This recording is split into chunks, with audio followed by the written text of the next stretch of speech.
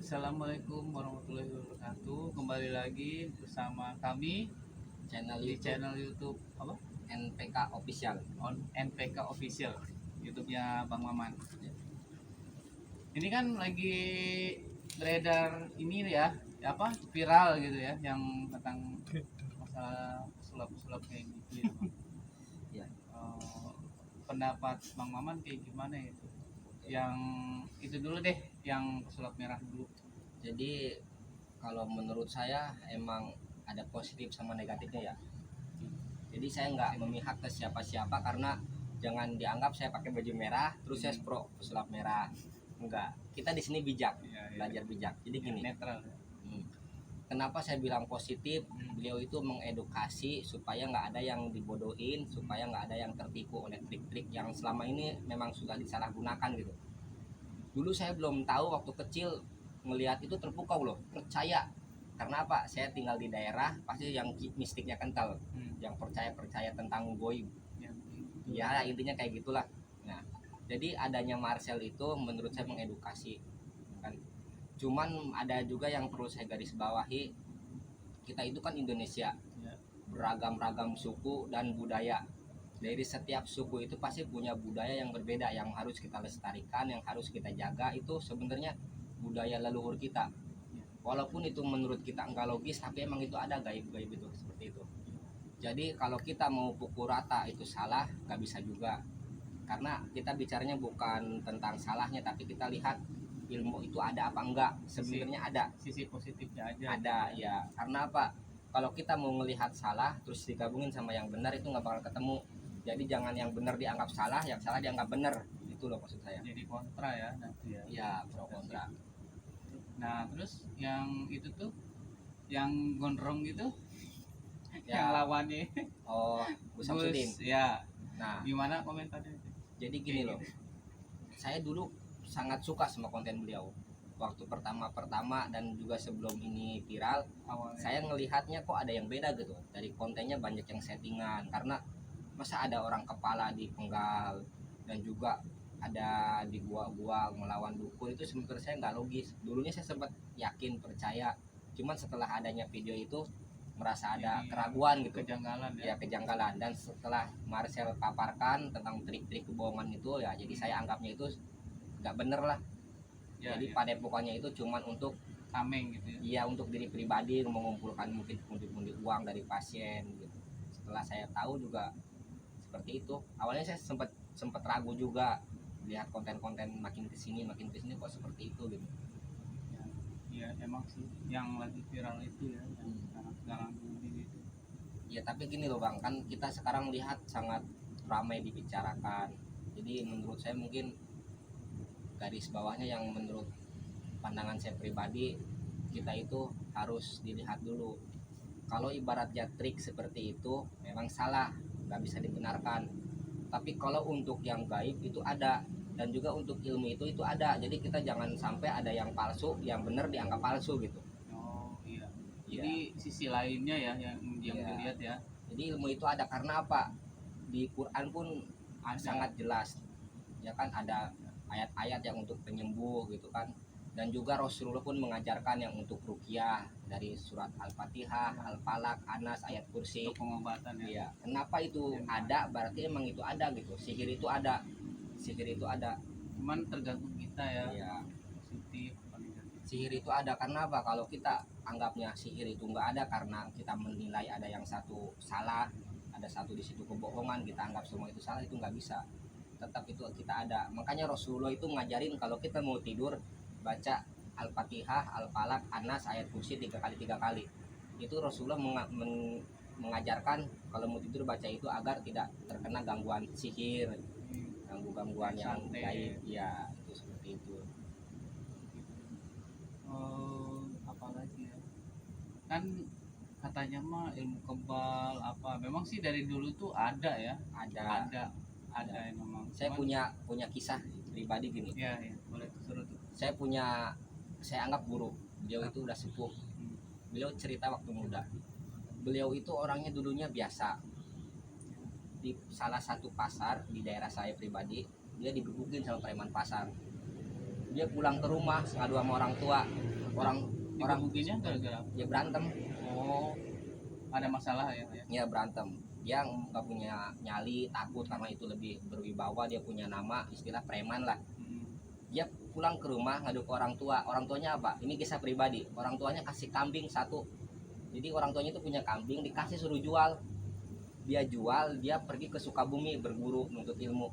Dan terbukti setelah pulang dari Sukabumi dia berburu, yang pertama kekuningan yang dia cari preman tersebut.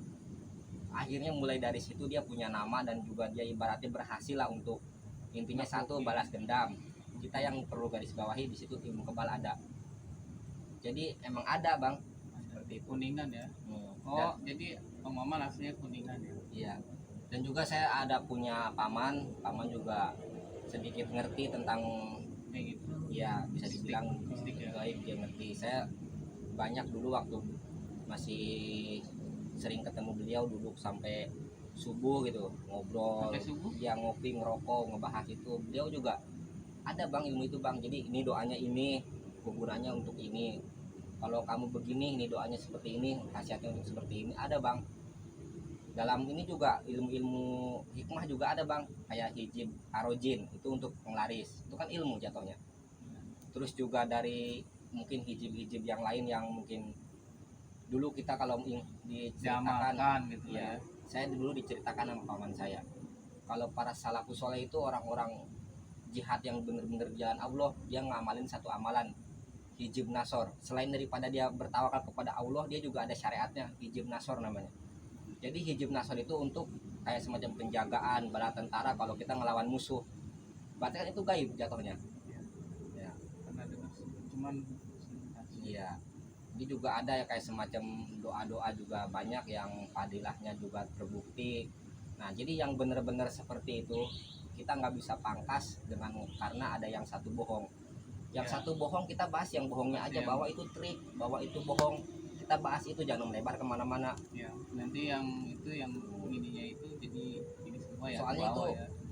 kalau gaib itu bersangkutan dengan akidah. Ya. Banyak juga teman-teman saya yang mungkin bertukar pikiran di situ menjelaskan, ngobrol sama saya, itu gaib itu ibaratnya ada.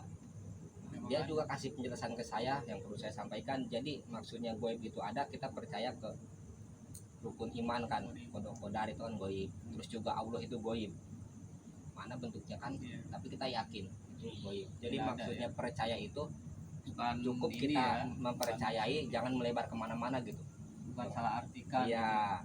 Jadi kalau kita nggak percaya gaib, otomatis kita juga akidah kita kan bertentangan gitu dalam akidah yang selama ini diajarkan oleh ustadz-ustadz di kampung. Kita harus percaya kodar. Kalau kita nggak percaya gaib, otomatis di situ juga agak goyang. Iman kita perlu dipertanyakan karena itu masuk ke rukun iman. Seperti itu mungkin. Ya, ya seperti itu. Jadi kita dalilnya itu nggak tahu ya, takutnya salah arti gitu ya. Iya. Kita cuma menyampaikan kayak gitu aja ya, yang Bang Maman tahu aja gitu. Karena seperti itu bang, karena saya dulu sama paman saya itu, paman saya disebutnya ahli hikmah. Dia sempat buka pengobatan tabib. Dia kalau ngobrol sama saya, nih man, amalin ini begini. Ada juga bang ilmu itu, dia pribadi nggak cerita ke saya. Dia waktu itu berantem, dipukulin orang, malah orangnya yang sakit yang mukulin.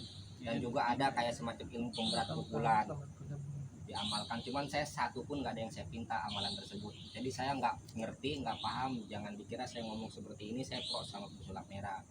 Kita di sini coba netral gitu. Tengah-tengah. Iya, jadi kita lihat yang salah. Kalau ada yang Ya, netizen juga mungkin ya yang nonton ya nanti bisa ngebedain siapa dan yang mana gitulah, ngebedain sendiri lah gitu Iya. penontonnya. mungkin seperti itu bang, karena kalau kita ibaratnya ada konten seperti ini kita pro ke salah satu, menurut saya itu kurang bijak. Iya. Ya, jadi soalnya kenapa kalau kita pro ke salah satu terus kita anggap semuanya salah, emang dukun salah, nggak ada yang dibenarkan. Kita itu nggak boleh datang ke dukun, cuman kita ilmu itu emang ada, kita harus yakini itu ada.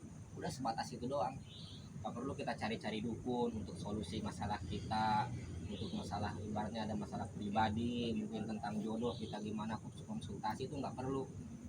kita cukup percaya yang goib, kita percaya kepada Allah gitu kan. Mungkin konsultasi, mungkin masalah kalau share tuh nggak apa-apa kali ya.